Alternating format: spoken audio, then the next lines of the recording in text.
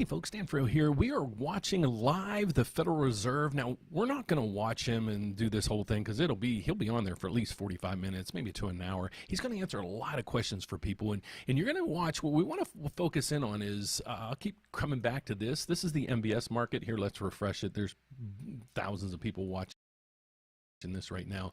But here's what's happening in the MBS market. This is mortgage bond. And as you guys follow my channel daily, you know that when the price of the bond goes up, rates come down. Well, right through here is when the Federal Reserve announced what they're going to do, and it took a big leap up, and now it's coming back down. So what's going to happen right now, basically behind the scenes, is Federal Chairman Powell, he's going to come out and tell us kind of what they've done. And I summarized it. I watched the video. I read all the notes. Trust me, guys, I got all your homework right. I don't know if you can see it right through here. So I took all the notes down, but we want to focus in on the dot plot because we knew this time they weren't going to come in and really do anything. But we wanted to focus in on and get the guidance that they have. Like, what's their thoughts on inflation and jobs and the tariffs and all these other things? So I kept note of this. There's going to be probably you're going to hear more and more things about stagflation, meaning growth is increasing, but inflation just can't keep a lid on that. So what they did is the Federal Reserve came out and they didn't do anything with interest rates. We predicted that. They did come out with the dot plot. I'm going to show you that. We had kind of I found it behind the scenes kind of. I'm going to show you where the dot plot's going to take us, because what you're going to start seeing at this point, you're going to see the headlines reading this. Fed holds rates steady, stays on track for 2 cuts in 2025. And you're sitting here thinking, okay, 2 cuts, they didn't do anything now. They're really not projected to do anything here in the near future because in 41 days they're going to meet again. What are they going to do? If you scroll down and look at the probabilities, well, the federal funds rate right now is 4.25 to 4.5. You're seeing that right through here. And to prove that to you, let's get over to the, here's what the Federal Reserve monitors. And we're going to go through each one of these because I'm going to break it down what they expect these things to go to and why they really didn't do anything with the rates just yet. But they are predicting 2 rate cuts. But right through here, here's the federal funds rate. And this is the interest rate the Federal Reserve controls. Okay, this is it. They don't really have a direct impact on your car loans and credit cards. This is short-term lending, but short-term lending for banks. So if a bank needs funds, they can lend money from they can get money from other banks, and basically that's the rate they charge. So when the bank's prices or rates go up, intermingling, they're going to increase the rates to us as well. So they'll increase short-term rates like credit card rates, car loans, personal loans, and things like that. Mortgage rates are tied to bonds. So we're going to take a little bit of a deeper dive into the bond market here shortly, but I just want to go through some of the notes. These are the things the Federal Reserve said about these numbers that are coming up, and there wasn't really much change in their verbiage. They continue to say, let's go to my notes. Okay, so here's what their notes read. The economy, they said it's solid. That was basically their terminology. Jobs are okay right now. They haven't fallen off a cliff, and the jobs unemployment rate is staying sticky right through here. And they had no mention of it. Let's see. No. They have no indications of this going up, but they're saying it's basically an okay jobs market right now. Then they're saying on the GDP, we had a negative 0.2 last time, but they're saying it is going to, well, actually the GDP year over year was supposed to be between 2 and 4%. Depends on what analysts you watch, but they just came out today and they expect the GDP to be at 1.4 for this year. So this won't be negative. This will be positive. So if you look at it, you're saying inflation's at 2.1. They want this at 2. You have an unemployment rate. It's usually like around 4%. Well, it's 4.2. That's not bad. And you have GDP at 1.4. Nothing crazy, but it's also on track. So that's why they're saying, well, we don't know what's going to happen with tariffs. We don't know what's going to happen with the big, blue, beautiful bill. We now don't know what's going to happen with Israel and Iran, because if we get involved in that, it's going to be a complete mess. It's going to drive up oil prices and all kind of things, and it's going to be bad. So normally what people do is when they see war on the horizon, they'll usually flee to safety. And this is the odd piece right now.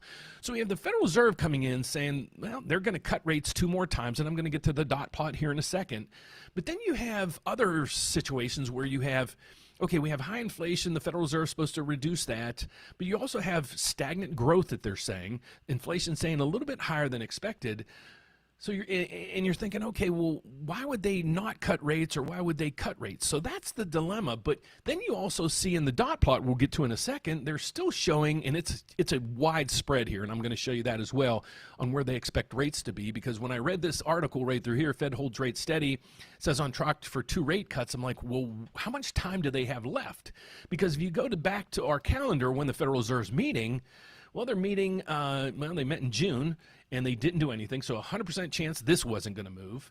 Now we have in July, they're saying there's an 81% chance the Federal Reserve's not going to cut there.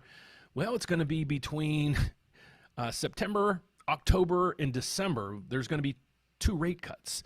So this is what they're expecting. So let's go to the dot plot and see if this matches up. So it might be a little bit hard to read. Let's see if I can bring this in a little bit for us. Okay, so here's what we're looking at.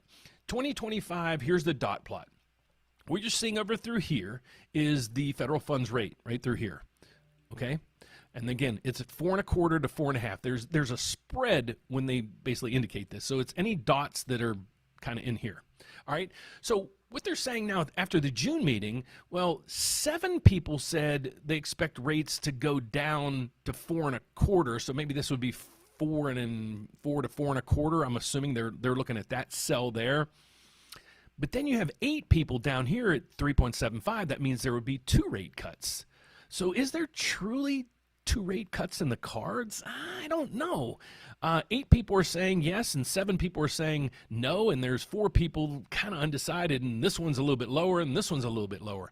So I'm expecting that's probably where people are looking, okay, this is going to kind of moderate right into this range here. So again, what we have to learn is just because the Federal Reserve cut rates, well, it doesn't mean mortgage rates are going to go over. So let's go to a little economics teaching that we have. So basically the economics behind this, let's go to the bond market. So mortgages are created, or mortgage rates are created from a mortgage bond, the yields of a mortgage bond. So I'll explain how bonds work briefly for you. So if you're new to the channel, you understand this. Because when you're looking at the 10-year Treasury a lot of times, let's refresh our screen. Let's go back to here and just go back there. Let's refresh our screen real quick. And I want to show you, here's the 10-year Treasury. All right, so when you're looking at the 10-year Treasury, we want yields to come down. We want yields to come down on all rates. But right through here, here's what you're seeing right now. It gives you a 4.375. That is an interest rate. Okay, it says 10-year Treasury, 4.375. But if you go over here, it says the MBS 5.5 is trading at 99.18. That's odd. Well, this is the price of the bond. Okay, so how we monitor this of what's going on is if the price of the bond goes up, rates are coming down. Let me explain how this works. And it's the same way the other way. If the price goes down, rates are going to go up. Let's say, for example, and I use this example all the time, so bear with me a second. We have a mortgage bond. Okay, a bond always has a par price. So the par price is going to be $100. So whoever's holding that bond at maturity and they hand it in, they're going to get $100. Okay, so let me show you how if I pay a lower price, the yield is higher than if I pay a higher price, showing you how this price thing works. So let's say, for example, I pay $50 for that bond. Okay, I give you $50, I get the bond. When that bond matures, I hand it in and I get $100 back. That was the par price. So what was my rate of return? What was the yield? Well, the yield was 100%. I doubled my money. Well, let's flip it around a little bit. Let's drive that price way high. Let's just say $100. Kind of make the example kind of stupid. I'll give you $100 today. You give me my bond. Okay, not today, but back in the past. And then I paid $100 for that bond.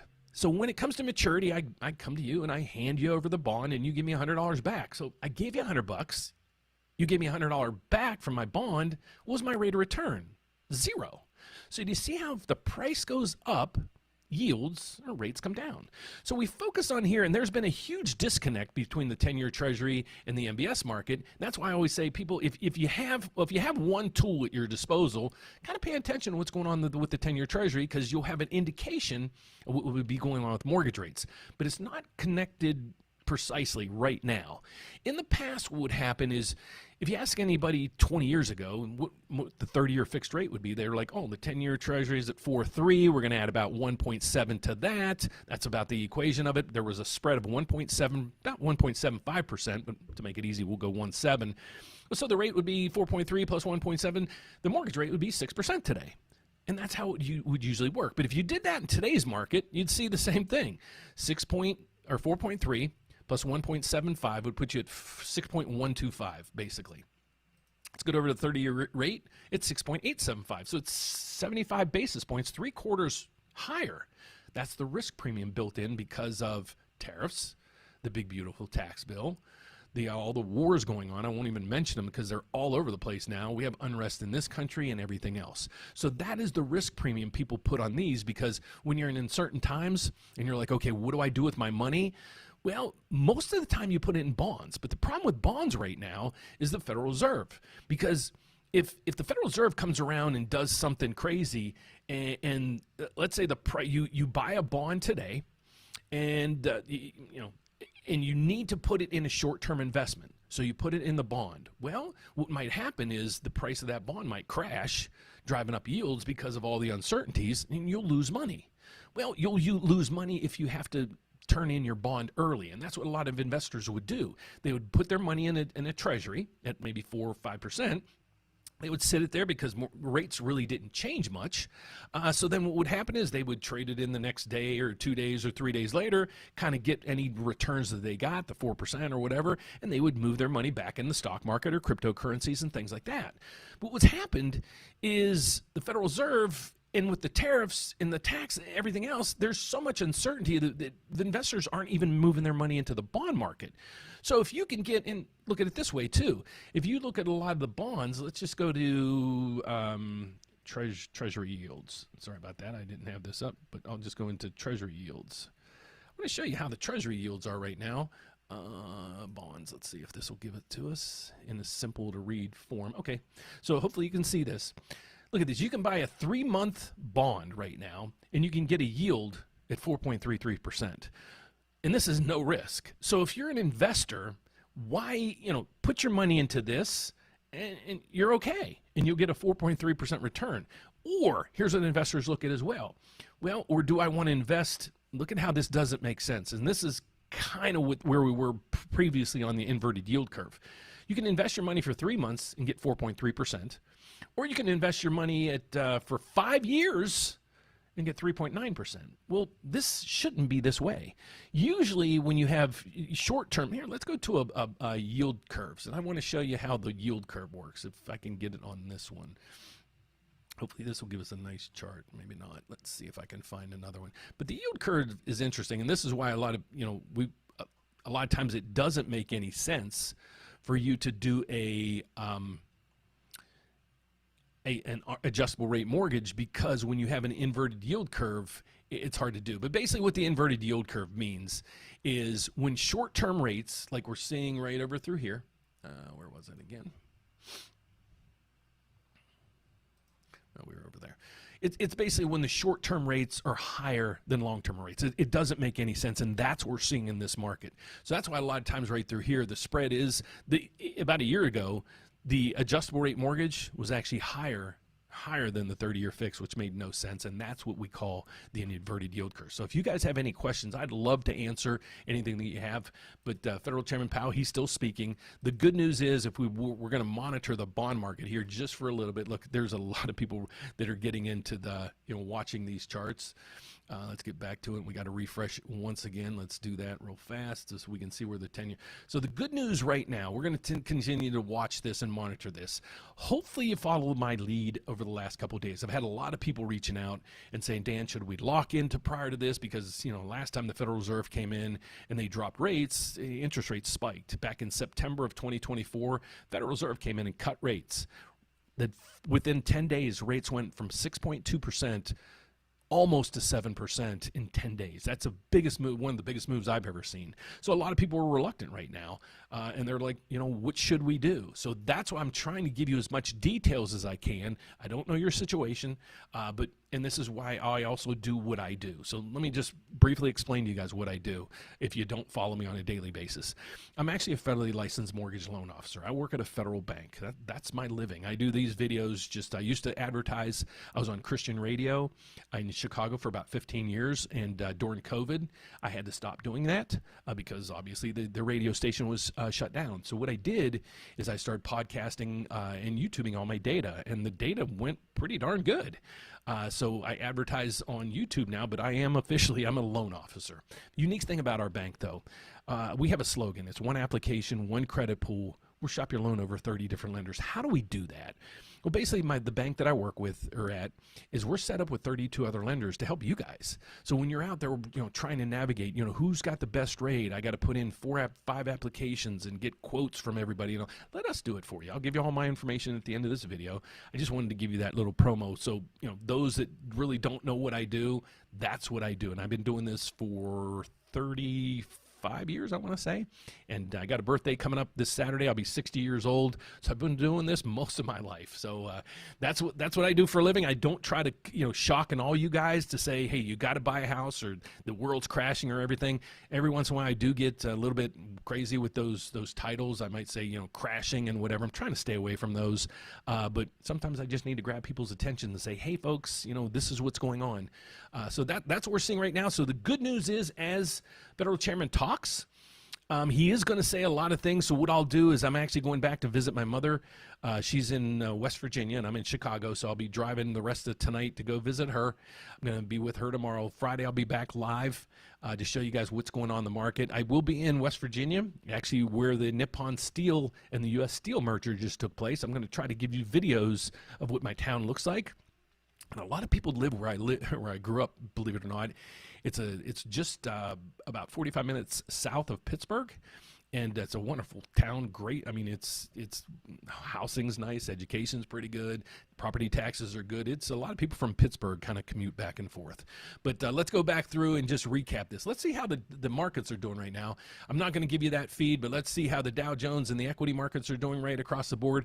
Cryptocurrency's getting hammered today for some reason, and it must just be here. Wow, what's going on with this? There's a delay. So stock market was up about 100 and some points right before this. S&P the same way. So we got the indices across the board up. We have the VIX. Actually, this is fantastic news. The VIX is down 6% to 20. We need this down about to 12 to 13. As this rises, what you see here, folks, is you just go to here, you can see right through here. This is the anxiety on Wall Street. The higher this number, the more these things are going to change. Okay, because if this number's at 30, 32, we had 60 about a year ago. It was the carry trade.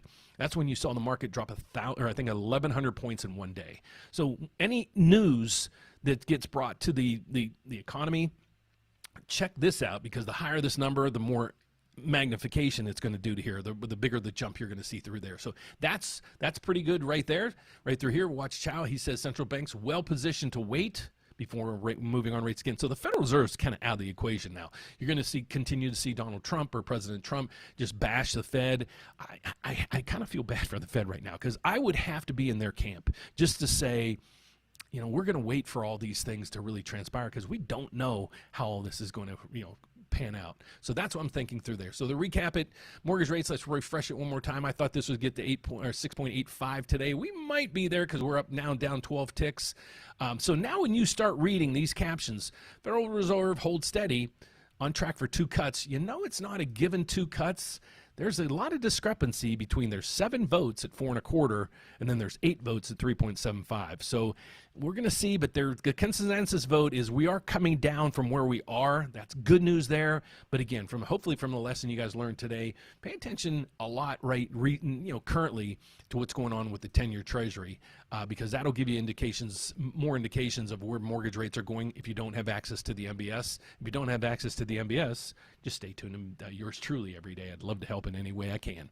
So that's it. Federal Reserve, here's what we're looking through across the board. Like I said, the economy's pretty good. They're staying, they're saying that the inflation will stay in check. Let me go and see if I missed any of my notes. So they said jobs, okay. Inflation, it's elevated, but we're just waiting for all the elements to come by. GDP for 2025 is supposed to come in at 1.4.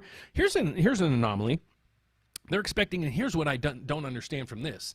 They're expecting the PCE, the inflation number that the Federal Reserve puts the most weight in, they're expecting it to go from 2.5 to 3.1 in this year, I think. So I don't know if they'd be cutting rates if they're expecting inflation or the PCE, the inflation to go up. Kind of a head scratcher there. But they're saying, my final notes read, they're expecting the federal funds rate to be right about 3.9% right through here, and we're at 4.25 to 4.5. So yeah, there is a quarter to point to a half a point coming out of this mix. When it's going to happen, only you're going to know. So getting back to it, folks, what I try to do, here's what I try to do for you. I can't predict rates. I don't know, a lot of things that are going on. I don't even know what's going on with your home prices. All I want you to understand, and why visit me on a daily basis, is just so you can have a little more understanding on real estate, how to get data, how you can reach out maybe to even me to kick the tires to see, do you qualify? Do you qualify to buy that first home? Do you qualify for an investment property? Are you self-employed? If you are, we got a lot of programs for you. That's why we're set up with over 30 different lenders, is to help you navigate how to get the best rate out there. Plus, a lot of times I've had realtors, actually I had 2 realtors call me today, and they kind of have unique properties, and they're like, can you help us get financing for this? Because if you can, I'll let the buyers know, any potential buyers, so they can come directly to you. These are all the things that we can help you with. We have non-QM programs. We can do DSCR loans. Those are for investor properties. If you own a business, we can do bank statement loans. We have a ton of products here to help you. So if you want to find out more about me and my team, just go to therateupdate.com. Here's my website. We keep adding to this daily. If you are a homeowner currently and you rates kind of dip up and down and you keep missing on that, when can you exactly lock in that rate? Let me make it a little bit simpler for you. We created a tool right here. If you're a homeowner, just go into the RateWatch, and when you're at just go to Refinance. Okay, it's going to click you over to here. What you do is just watch this video. What you'll do is put in your mortgage information, just your value and the rate, and it'll come to me. We created a spreadsheet for this that me personally is going to watch this. So as soon as the rate hits exactly where you want it to be this time, you won't miss out on that refinance, because we'll get you locked in and we get the paperwork started. We also just announced last week, we got this new program. It's the One Down program. So if you're a home buyer right now, see if you qualify for this. It's not just for first-time home buyers. If you're a home buyer right now, you might qualify for up to $7,000 in grants. This program is set up with a first-time home buyer program, or multiple, you're buying another property, or it's going to be your primary residency. You might qualify for the 3% down program. We're going to give you 2 of the 3% in a grant. You don't have to pay it back. No lien against the property. One of the best programs out there right now, because almost all the down payment programs, they kind of went away with the new administration coming in. So this one just popped out, and this is going like gangbusters. So I just, the other day, actually, I did two approvals in the morning, and I already had 1 contract that afternoon based on this program. So if you need help there as well, please visit that website or that video, but go to my YouTube channel if you would. I got 3,000 videos, over 3,000 videos to help you guys out. So these are some of the ones that we use to help people maneuver through the way. But that's our report, folks. So right now, the ending of, MBSs are only down 8 ticks right now. So it is giving back a little bit of where it jumped up earlier, but no really game changer. But when I do post next time, I'll give you an update on what the federal, how things reacted from there. But still across the board, we got equities up, the VIX down. Let's see what oil's doing. Oil's up, man. If this hits 80, the inflation numbers are going to be. You're going to start ticking up. Crypto, I think, is getting killed too. No, not as bad. It's at 104,000. So that's it for today, folks. I will be leaving after this, so there will be no closing bell for the day. You got it right here. Basically, the markets are just flat as a pancake, kind of, and I'll take that as good news, because we didn't know how this was going to go. But for those that hopefully held out and didn't lock in on my recommendations, you have the MBS market. You didn't lose any ground anywhere, so you're good. You might even picked up a little bit of credits, because the shorter the duration of lock you need, the better that rate is as well. So if you're confused with any of this stuff that I've mentioned, please feel free to just reach out to us at therateupdate.com. Happy to help in any way. Thanks for watching, guys. God bless, and I'll see you hopefully Friday live from West Virginia.